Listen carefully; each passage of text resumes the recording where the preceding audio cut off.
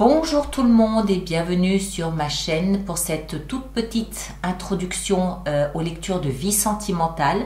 C'est nécessaire parce que j'ai procédé différemment que ce dont vous aviez l'habitude et ça fait tellement longtemps qu'on n'en a plus fait qu'il me paraissait important de rappeler un petit peu comment ces lectures sont construites.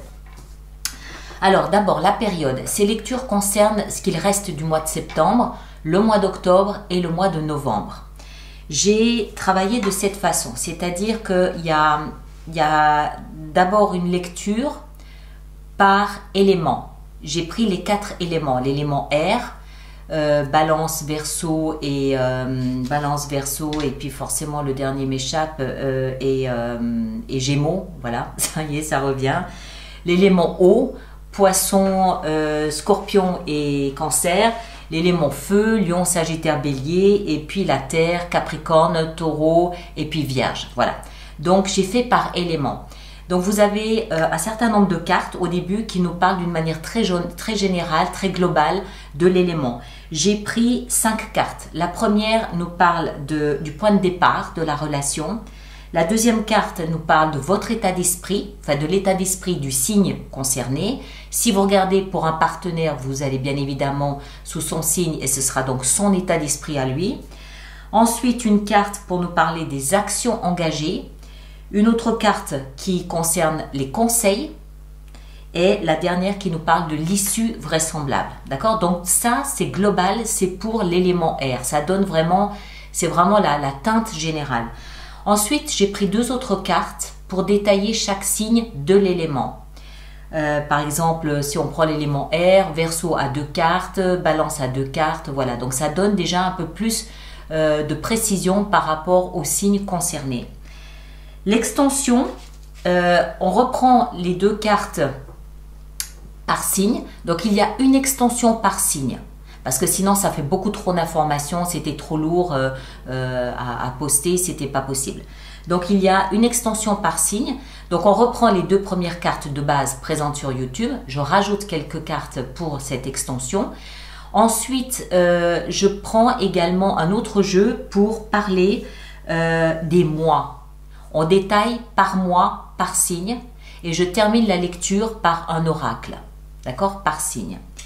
Voilà, donc voilà comment ces lectures sont construites. Vous trouvez évidemment toutes les informations dans la boîte de dialogue qui est sous la lecture. Et puis, bah, écoutez, bonne et belle lecture à vous. Merci beaucoup. Bien, voilà, on va donc maintenant faire les signes de l'élément feu. Pour mémoire, ces signes sont le bélier, le lion et le sagittaire.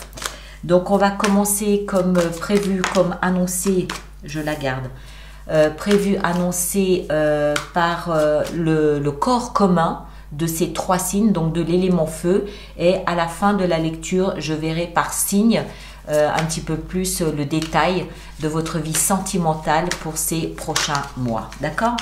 Alors, le point de départ, on a vu ici, c'est le magicien, chiffre 1. On va maintenant choisir une carte pour l'état d'esprit dans lequel vous vous trouvez. Alors encore une fois, c'est en principe, donc vie sentimentale, on part du principe donc que vous avez un partenaire. Si vous n'en avez pas et que vous êtes célibataire, ça peut aussi être une très forte amitié avec quelqu'un ou tout simplement la personne à laquelle vous aspirez. D'accord?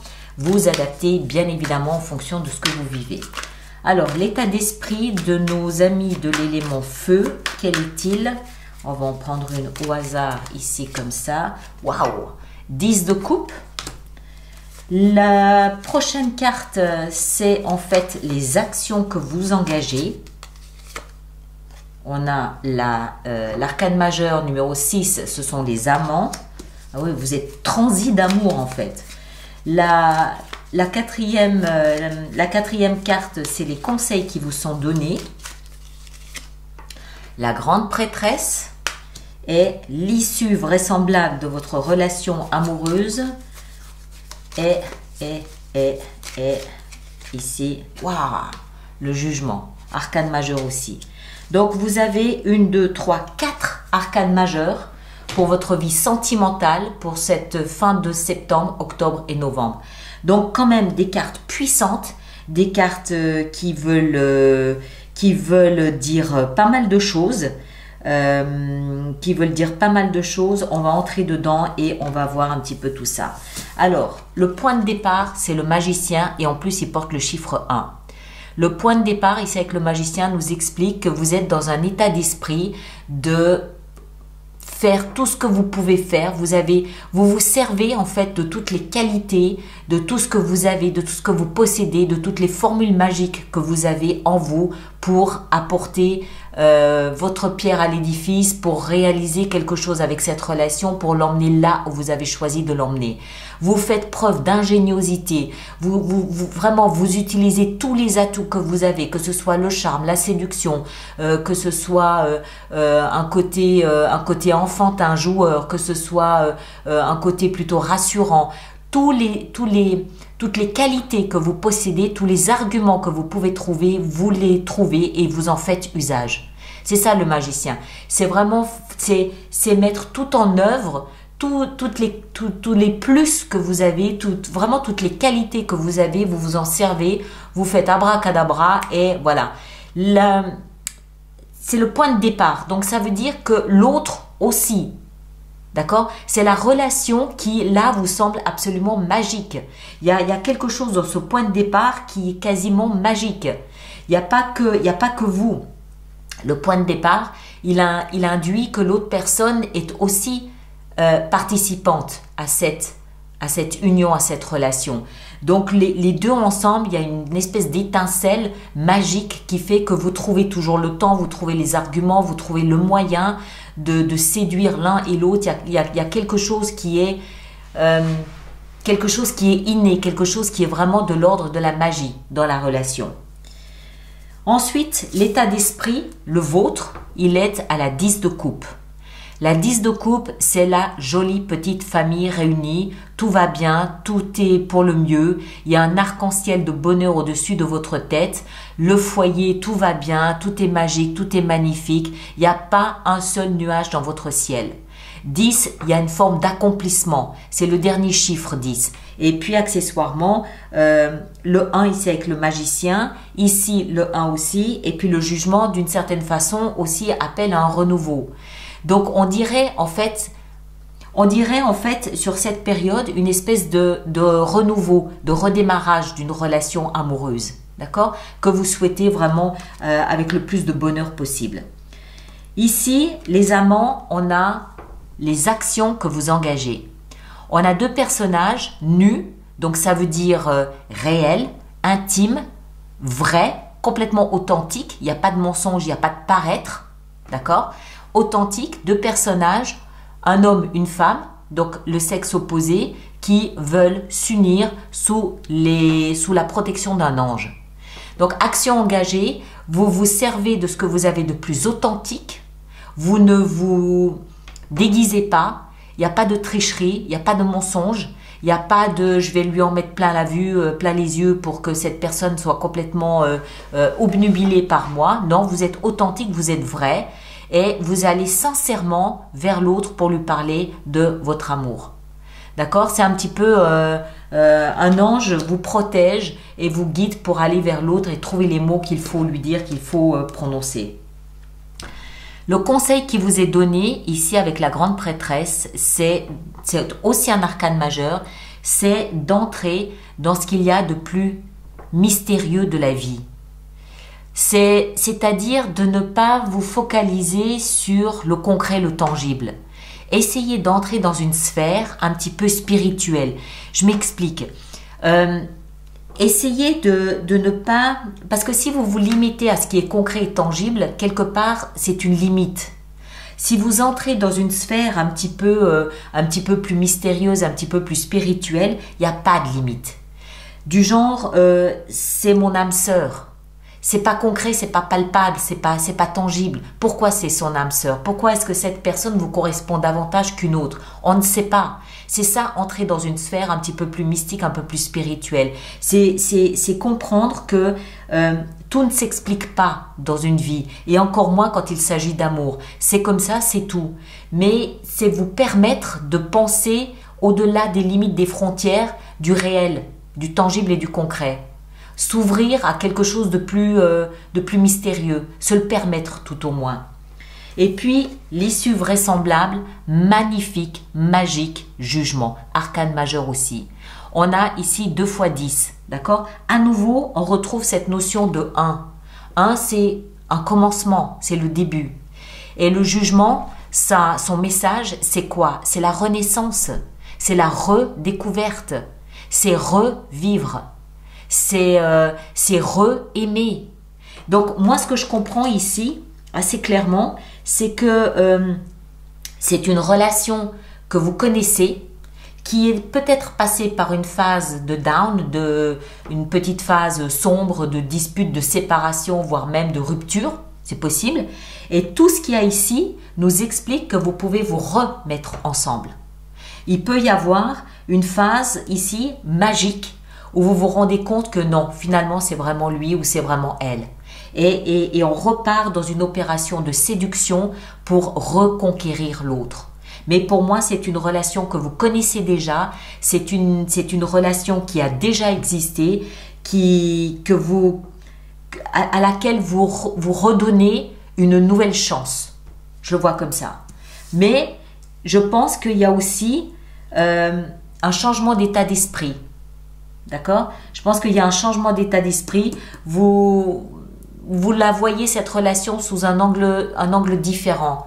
Vous comprenez qu'il y a quelque chose de magique dans la relation et vous l'abordez différemment que la première fois. C'est ce que je pense. Ok? Alors, maintenant, on va voir un petit peu, signe après signe, comment ça se développe, comment ça se traduit pour vous. On va commencer par le signe du Bélier. Alors, ami Bélier, comment est-ce que ça se traduit pour vous? On a... Oh, punaise. Oh, le soleil. Deuxième carte pour nos amis du Bélier. La 3 de bâton. Alors, Bélier, vous êtes au sommet d'une montagne. Vous regardez en bas avec confiance, avec foi, avec la 3 de bâton. Vous savez très bien comment ça va se passer et ça vous comble de joie et de bonheur. Vous attendez tranquillement, calmement que votre bonheur se révèle à vous. 3 de bâton, je regarde l'horizon, je sais ce qui va venir vers moi et le soleil, c'est la joie, le bonheur et puis aussi le soleil, c'est la lumière, c'est-à-dire la clarté de ce que vous êtes en train de vivre. Superbe, magnifique. Ensuite, on a le signe du lion. Je vais les mettre de façon à ce que vous les voyez. Voilà, comme ça, vous devriez tout voir. Le signe du lion. Qu'avons-nous pour le signe du lion? Alors, 3 d'épée. 3 d'épée et puis l'as de denier. Alors, le signe du lion, il y a au départ une amertume. 3 d'épée, c'est une humiliation, une trahison, une trahison peut-être pas, mais une humiliation, de l'amertume. Vous avez le cœur gros, le cœur qui saigne, ça fait mal. Donc, je reviens à ma notion de rupture. Je pense que s'il y a eu une rupture de cette relation ici, je pense que vous l'avez très mal vécu. Vous l'avez vécu comme une injustice et ça a laissé des traces dans votre cœur. D'accord? Mais l'as de denier ici nous explique que vous êtes prêt, néanmoins, à prendre un nouveau départ avec cette personne. Vous êtes prêt à donner à cette relation une nouvelle chance, mais une nouvelle chance ancrée dans du concret, du tangible. Le denier, c'est du concret, du tangible, et c'est aussi surtout quelque chose qui corresponde à vos valeurs à vous. Vous avez peut-être, à travers cette blessure de cœur, réussi à comprendre ce qui était important à vos yeux, ce qui avait de la valeur pour vous dans une relation, dans un échange amoureux, et à faire comprendre à l'autre les valeurs sur lesquelles vous n'êtes pas prêt à transiger. Il y a une notion de valeur. Je veux que mes valeurs à moi soient respectées. C'est ça et c'est pas autre chose. D'accord? Et pour finir, le signe du Sagittaire, nous avons le signe du Sagittaire, nous avons le roi de coupe et la 8 de denier. Alors, le roi de coupe, moi je pense que c'est vous.